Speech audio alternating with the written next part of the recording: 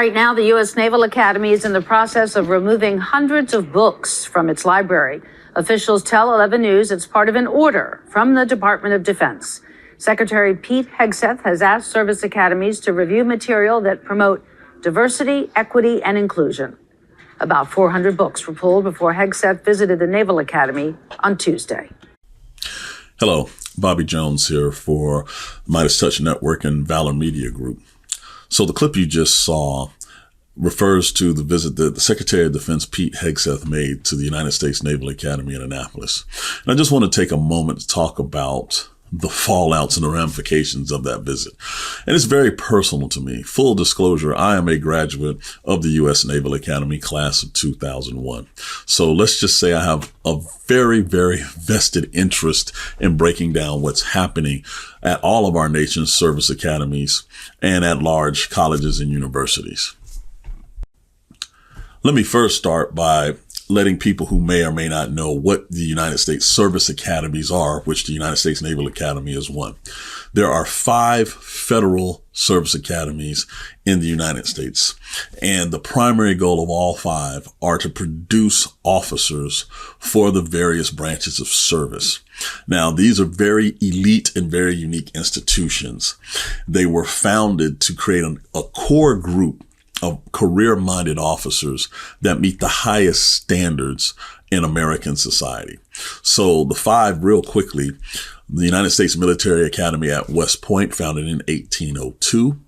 United States Naval Academy in Annapolis, Maryland, founded in 1845. The United States Coast Guard Academy, founded in 1876.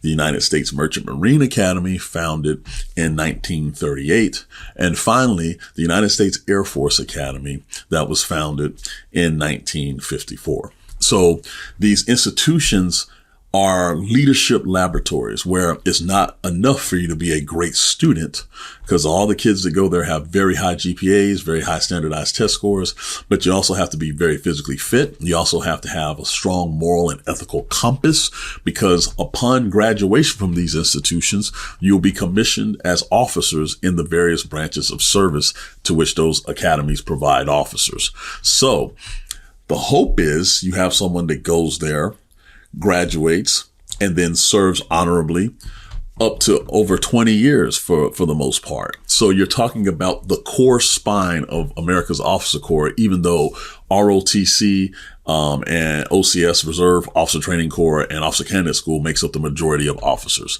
The service academies are supposed to be the keepers of America's war fighting spirit amongst the officer corps, which is why Pete Hegseth went to Annapolis. He wanted to visit there to let them know that he is all about the warrior spirit. Well, let's talk a little bit about what his administration, under the orders of President Trump, has been doing to that warrior spirit. Prior to his arrival on the yard, as we call it, at the Naval Academy, Secretary of Defense basically spooked the administration to the degree where they were running around removing or covering up literally things that the Secretary of Defense's staff may consider DEI. That includes Jewish women and their contributions to the United States Navy, and the removal of over 400 volumes of books at the Naval Academy Library.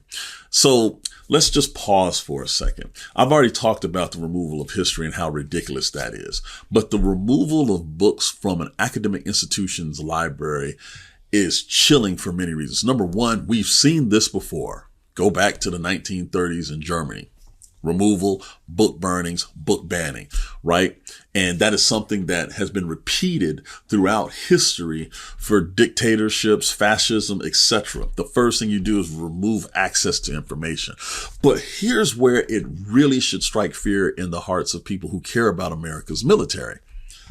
You have to be able to critically think when you are a junior officer, mid-grade officer, senior officer, downrange, away from home. You have to be able to process different ideas, different concepts, different thoughts. And the removal of books is the fastest way to limit your ability to develop those critical thinking skills that may make the difference between mission success or failure, or you living through something or dying from something.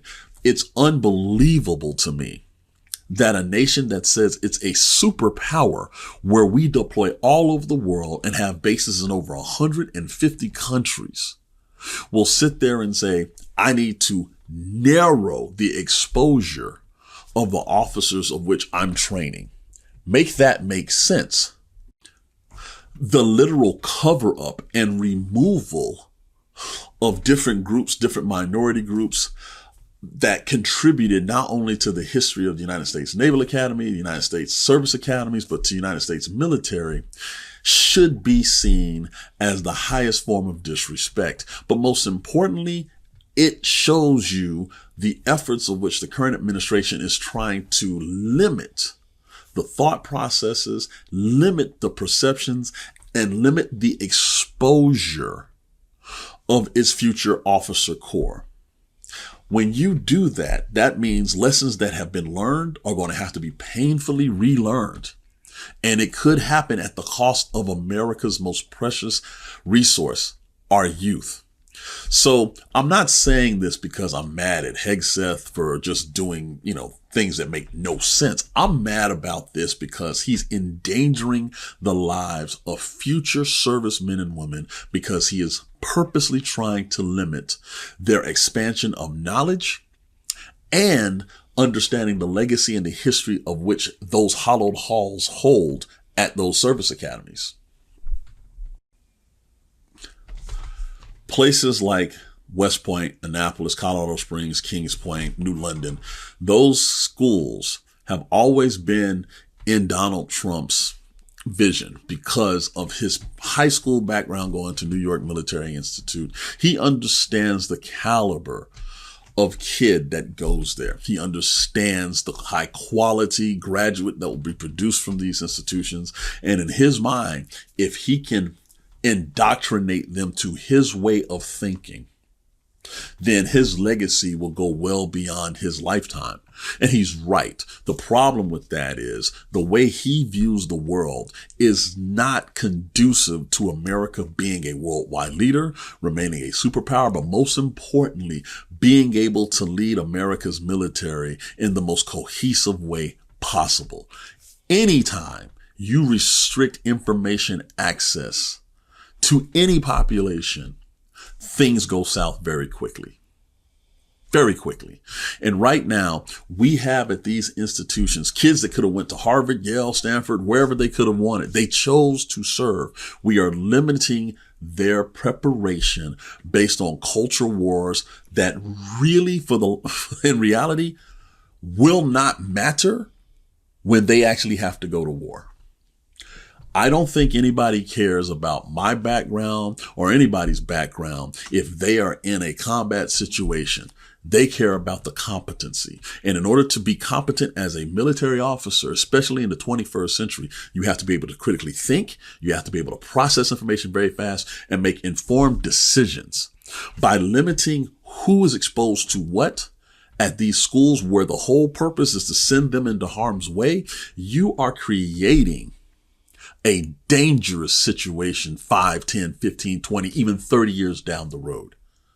It's not a coincidence that when Secretary Hegseth visited Annapolis, the media was not allowed to record anything. There were still photos, and that's it. Do you wonder what those kids were told? I just find it absolutely fascinating that in 2025, less than 100 years after the Nazis did the exact same thing at their military institutions, at their higher learning institutions of book burning, book banning, that we're seeing this happen not just at the nation's service academies, but we're seeing the President of the United States flex his power to have high level institutions such as Ivy League schools kowtow to what the curriculum that will be taught is, who gets to review it, etc., etc. It's scary. It's terrifying. And if we don't do something, it will permanently stain America's ability to be what it says it is. And that's America. Can't get enough Meidas? Check out the Meidas Plus Substack for ad-free articles, reports, podcasts, daily recaps from Ron Filipkowski, and more. Sign up for free now at MeidasPlus.com.